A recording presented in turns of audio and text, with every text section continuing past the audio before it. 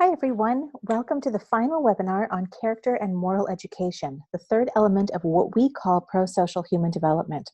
In some ways, this is a much more complicated topic than either SEL or mindfulness. It requires us to get a bit more philosophical and perhaps less practical than the other two. But to me, this is the area that I find most exciting and fascinating because we are forced to think more deeply about life. So here we go. These are our topics for this webinar. To start, we're going to look at character and moral education around the world and then some different definitions of character education. We'll also look at different ways people teach character, some of the research on the impact of character education, current offerings for schools and higher education, and finish with challenges and current trends. Then, to wrap up the three webinars, we'll consider how SEL, mindfulness, and character education are complementary and how, when used together, offer a more complete system for healthy development. We'll also look at some very practical examples of what it might look like when all three are put into action. One note, I use the terms character and moral education interchangeably throughout the webinar. In academia, these are considered separate fields, but for the sake of ease, I'm going to weave the topics and the terms together. I want to start by pointing out that most of the research on character and moral education has, like SEL and mindfulness, been seen through a white European lens, which in this case often means ancient Greek and Protestant. While this research has taught us a lot about moral development and also taught us how much we don't know, when you look at the moral ideology and education from other countries and cultures around the world, it becomes obvious at how narrow a lens this actually is. For example, in China, moral education is grounded in Confucianism, with Ren or benevolence being the main outcome for moral development. In other words, love for all, for one's family, for others, and for country. Filial piety, or respect for one's parents and ancestors, is the foundation of cultivating Ren. In India, moral education in the Hindu culture and religion is shaped by the ancient Vedic system of education that says the purpose of life is moksha, or liberation from the repeated cycle of birth and death, and that morality is one step towards achieving moksha. Morality was taught in the ancient Vedic system mainly through the teacher-student relationship, hence the importance of the teacher's own moral and spiritual life. Because of this history, educators in India today have a difficult time seeing the difference between moral and spiritual education, a huge challenge in a pluralistic country whose cultural, linguistic, and religious diversity dwarfs that of the United States. In Islam, too, morality and religion go hand in hand, with the Quran and the Hadith, which is a collection of sayings and traditions of the Prophet Muhammad and his companions, providing a list of rules, duties, and responsibilities. As one Islamic scholar explains, one of the main differences between an Islamic approach and a secular approach to morality is how they define the good and who we actually are when trying to answer the question of who is a good person. The idea of moral autonomy doesn't fit with Islam. As one Islamic scholar wrote, because it takes away God's position as the judge of good and evil, and it cuts off the individual from society, which has a duty to publicly uphold moral behavior. The scholar explains that in Islam, a good person has, quote unquote, an integrated and ordered internal unity, wherein the soul governs the body, and that it is from a person's spirit that moral values may be manifested. To note, fundamental moral values in Islam, such as freedom, equality, and justice, do actually overlap with a secular approach and other faith traditions. In sub-Saharan Africa, morality centers on Ubuntu, the idea that I am because we are, meaning we are dependent on each other, but also acknowledging the interdependence of all beings in the universe. One's ultimate goal should be to become a full person, and the only way to develop one's humanness is to relate to others in a positive way. Positive relationships are defined in communal terms, to seek out community and to live in harmony with them. To give a couple of examples as to how this plays out in life in comparison to the West, in the West we own property as individuals because this respects our autonomy and also produces wealth. With Ubuntu, property is distributed in a way that expresses esteem for communal relationships. Membership in the community means one might be entrusted with a portion of the land to put to good use. Another example is in criminal justice. In the West, we punish offenders by putting them into prison, with the idea that the fear of this would keep the offender from offending again, and as an example to other possible offenders. With Ubuntu, reconciliation is the aim of criminal justice. The idea is to resolve conflict between the offender and his victims, or between his family and the families who are offended. So more of a restorative justice approach. So this quick trip around the world, which left out many, many cultures and countries, was extremely brief and limited in its descriptions. But I wanted to give an idea of how differently people approach morality, and to keep this in mind as we dive more deeply into moral education in the United States. So looking at these different approaches to moral education, it becomes evident that this field requires us to ask ourselves some very fundamental questions. For example, what does it mean to be a good moral human being? Who decides what values are important? How does morality contribute to our view of the other? What is the purpose of character and moral education? Is it necessary for religion and moral education to intersect? Can moral education be taught apart from religion, and if so, how? What is the purpose of education? What is the purpose of life? What is the source for the answers to these questions? And finally, once we've answered all these questions or not, we have to ask the most basic question of all that has confounded people from all over the world for ages. How do we educate for good character in a pluralistic society, in a pluralistic world? I invite you to pause and take a moment to ponder these questions. So, what is the answer to the question, how do we educate for good character in a pluralistic world? How do we get people to know the good and do the good? To be honest, in academia, there is very little agreement. To quote one of the leaders in the field of character education, Marvin Berkowitz, this is rocket science. And it really is. There just is no silver bullet. But that doesn't mean we don't keep trying to figure it out. I don't think anyone would disagree that our world is in a state of crisis, trying to tackle the basics of how do we all get along with each other. So the work the practitioners and academics in this field are doing has become that much more urgent and necessary. Now, I want to give just a brief overview of the history of moral education in the United States. Again, this history starts with white European immigrants to the U.S. Unfortunately, this history does not take into consideration the moral ideology of people here in the U.S. who are not from the dominant culture, and in particular, the moral ideology of the indigenous peoples. This is a glaring omission in the research and history. Here and there, small attempts are being made to rectify this, but much, much more needs to be done. So the research on the history of moral education in the United States starts with the original colonizers on the East Coast, most of whom were white and Protestant. Moral development was central to the raising of children and was seen as the responsibility of the families and later the mothers. By the 1830s, however, more and more people were sending their children to public schools, which were open to all white children on a mostly equal basis. The leadership for these schools came from the white Protestant upper and middle classes, as they feared the instability that could happen in a democracy that was becoming increasingly diverse with a rapidly growing immigrant population. To quote educational historian B. Edward McClellan, they saw the widespread diffusion of moral education to all groups in the society as a way to preserve harmony and order. They often feared and distrusted the families of the poor and the immigrants, not to mention Blacks and Native Americans, and they hoped to use the public school, even where it was racially segregated, as an institution for remedial moral instruction. What was critical was that all children learn self-restraint through a common moral code. With a continued social upheaval of the old order caused by ongoing immigration, urbanization, and mobility, meaning Americans' tendency to move away from families, along with the seemingly separate sectors of society such as the family, schools, religious institutions, and work, all of which supposedly demand different values, the argument for whose morals and how has continued to this day. If you want to know more about this fascinating history, I really recommend McClellan's book listed there on the slide. So where does that leave us today? In a nutshell, the researchers narrow the challenge of moral and character education into three areas: the definition of character, what is the source of morals, whose morals are we teaching, and how do we teach it? I want to just briefly mention here that when you look at the small body of research on other cultures' approaches to moral education, you often find that they are struggling with these same issues, particularly with how to teach it in this globalized world. So I'm going to cover each of these topics briefly.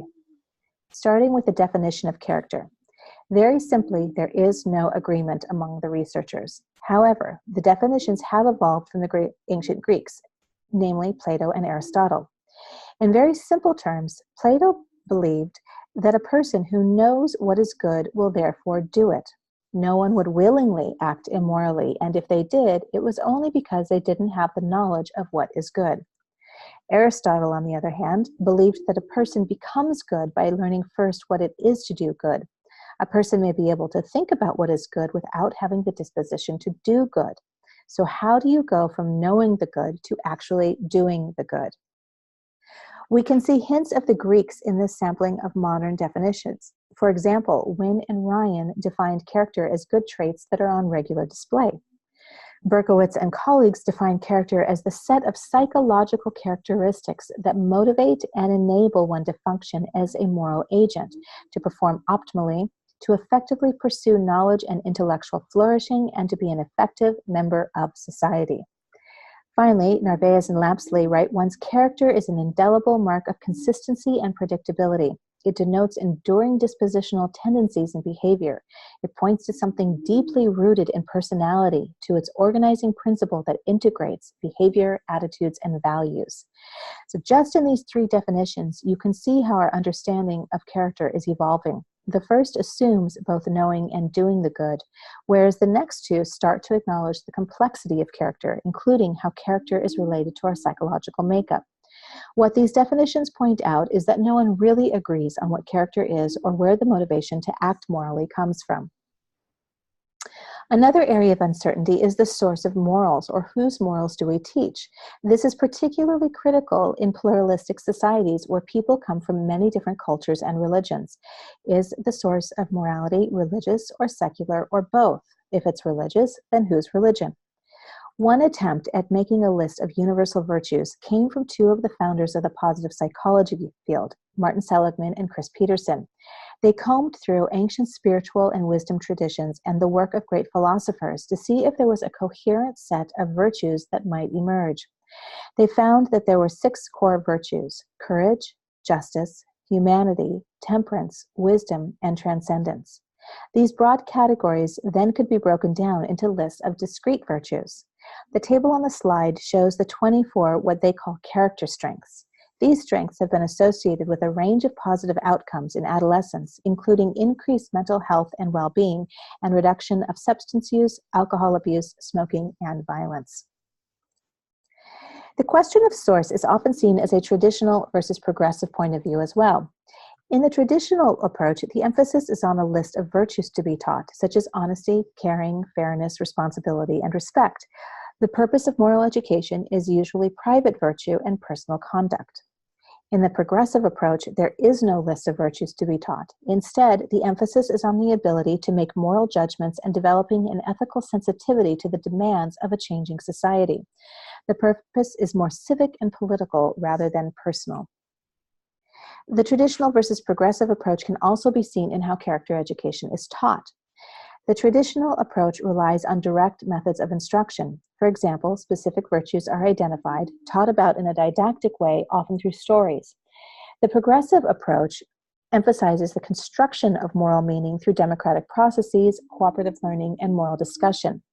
To quote Lapsley and Narvaez, in the traditional approach, morality is ready-made, and good character requires submission to pre-existing norms. Traditionalists are suspicious of progressives because the latter's approach seemingly allows adults to abdicate their role as moral teachers in favor of consensual, democratic practices in schools. To them, it speaks of moral relativism, letting the kids decide which morals they want to adhere to, assuming that they will always choose well. In general, the character education field has relied more on direct rather than indirect approaches, and the moral education field relies more on the indirect approach. Summing up the traditional versus progressive approach to character education, researchers have put it simply. Traditionalists have the content, but not the pedagogical methods, and progressives have the pedagogical methods, but not the content. There is some consensus within the field that both content and pedagogical methods are necessary, but as we'll see in a minute, the current trend is to go even deeper than content and pedagogy. I also want to briefly mention that some researchers point out the hidden curriculum that teaches morality, which no school can avoid. A basic definition of hidden curriculum comes in part from from Philip Jackson, the researcher who coined the term in 1968. The hidden curriculum is the unstated norms, values, and beliefs that are transmitted to students through crowds, praise, and power. Students have to learn to live in crowds in school. They have to wait or suffer in silence to use resources, or they'll have to give up desires. They learn to be quiet, and they learn patience. Through praise, students learn what is valued, in addition to how to evaluate themselves and others. Power comes down to teachers versus students, with students being, quote unquote, pawns of institutional authorities. Some researchers suggest that the hidden curriculum is what teaches students to operate in the dominant culture's world, especially once they are in the workplace. Some examples of what this sounds like in a classroom include, please show respect for the person who is speaking by listening carefully and then responding. Why did the settlers treat the Native Americans that way? It doesn't seem fair. And then building social capital with professors. My favorite example from a study about the moral life in classrooms that Jackson co-authored is when a student says something that seems controversial. The eyes of the students immediately turn on the teacher to see how he or she responds. Does the teacher ignore or address the comment, or something else?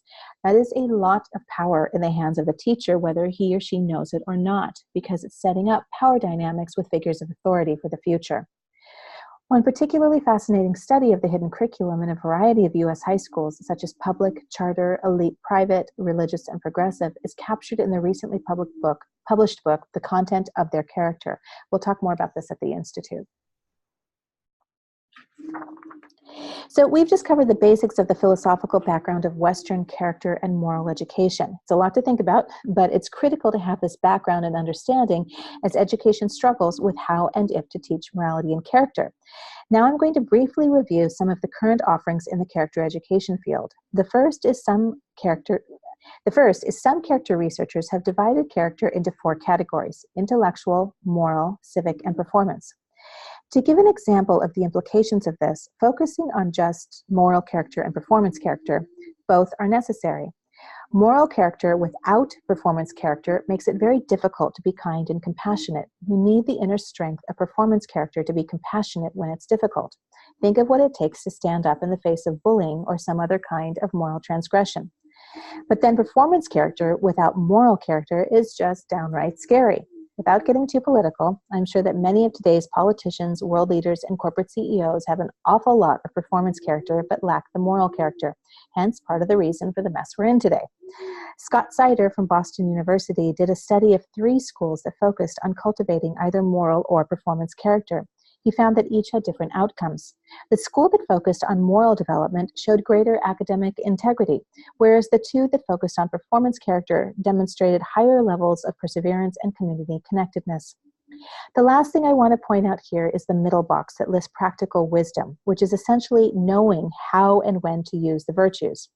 The Jubilee Center of Character and Virtue at the University of Birmingham in the UK, where this chart comes from, promotes Aristotelian ethics, of which practical wisdom is a key part and actually rarely found in character education curricula. To give you an example of practical wisdom, is expressing gratitude always a good thing? Research has found that gratitude expressed in a healthy relationship promotes commitment. In an unhealthy or abusive relationship, gratitude may make a person stay for wrong reasons. Hence, we have to be careful how gratitude is taught when our students come from non-dominant communities. Overall, this is a new way to look at character, and much more research needs to be done to understand it fully. These are some sample character education curricula and programs for pre-K through higher ed, all of which differ greatly in their approach. Jubilee Center for Character and Virtues has some really interesting K through 12 curriculum that blends character with SEL and mindfulness, all of which is free and online. They are just starting to do some work on the development of the adults as well. Character Counts is what would be considered a more traditional approach with a list of values to be directly taught. Character.org plays an umbrella role in the character education field in the US and promotes Thomas Lacona's work, The 11 Principles of Character Education, which are more a guide for implementation and are seen as a mixture of traditional and progressive approaches. But again, with the criticism, whose values are we teaching? Character Lab grew out of Angela Duckworth's work on grit, and the center is now creating playbooks on developing specific performance and moral character strengths such as grit, curiosity, social skills, gratitude, and self-control. Marvin Berkowitz, who I mentioned earlier as a leader in the character education field, and some of his colleagues have put together a clearinghouse of character education programs, including some programs that are considered SEL programs. At the higher ed level, again, it's hard to find actual programs, but Ann Colby, one of the leading researchers on the development of civic character in higher ed, has written a book about moral development for undergraduates. Just to provide a very brief example of what traditional character education lessons might look like, here are a few. So creating an acrostic poem using the word kindness, interviewing staff to promote a caring school community, or a service learning activity. This is where it gets challenging. The research on the traditional form of character education is not great, especially when compared to the SEL field with its requirement for randomized controlled trials.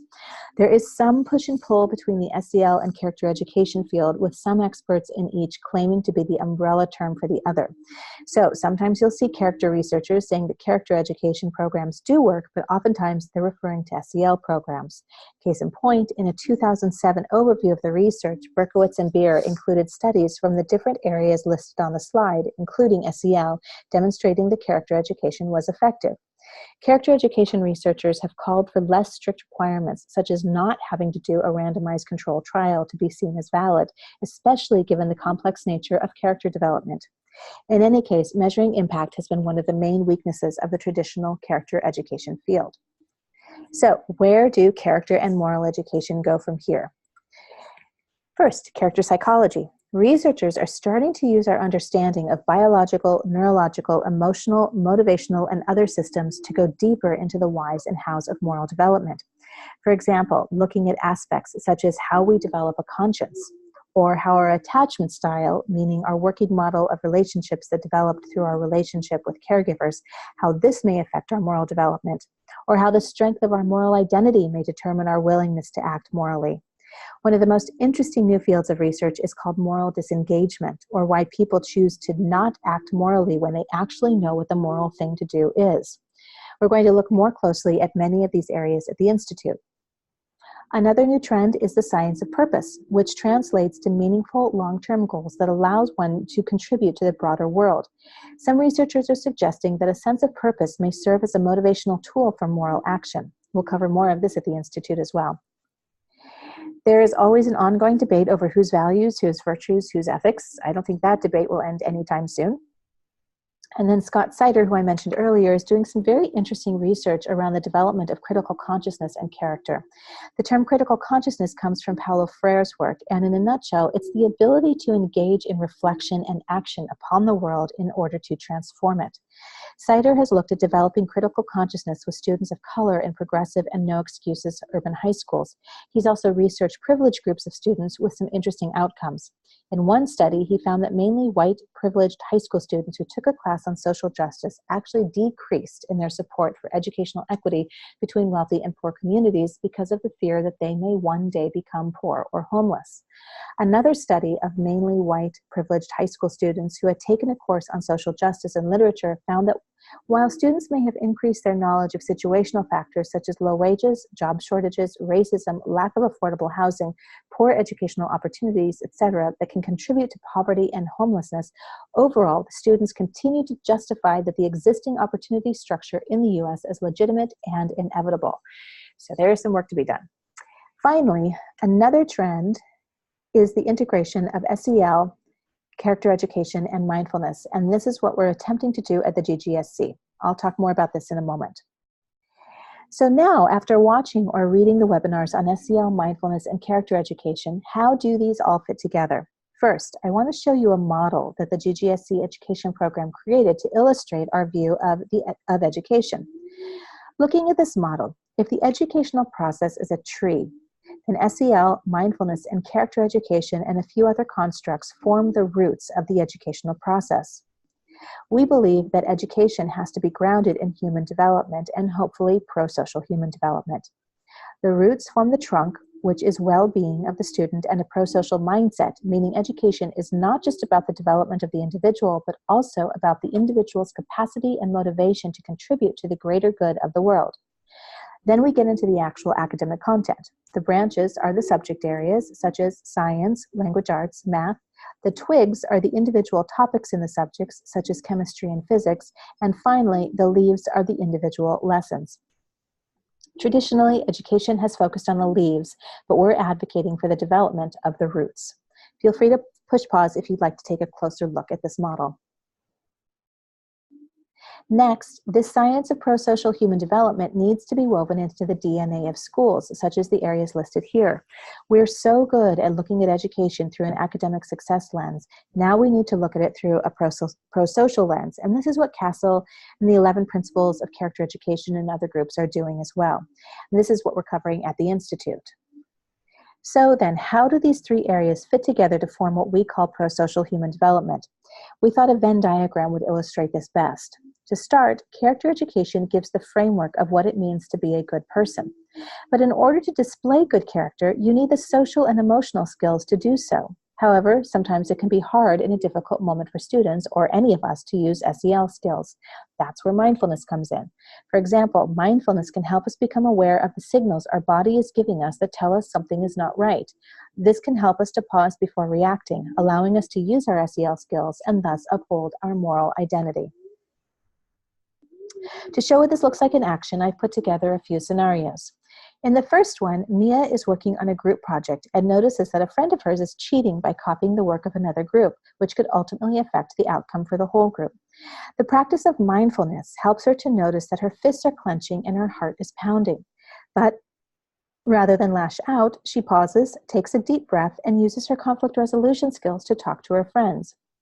She is developing a strong moral identity that encourages her to do the right thing, but realizes that this is sometimes harder than it sounds. However, by doing it, she learns the value of standing up and also what it means to be a good friend.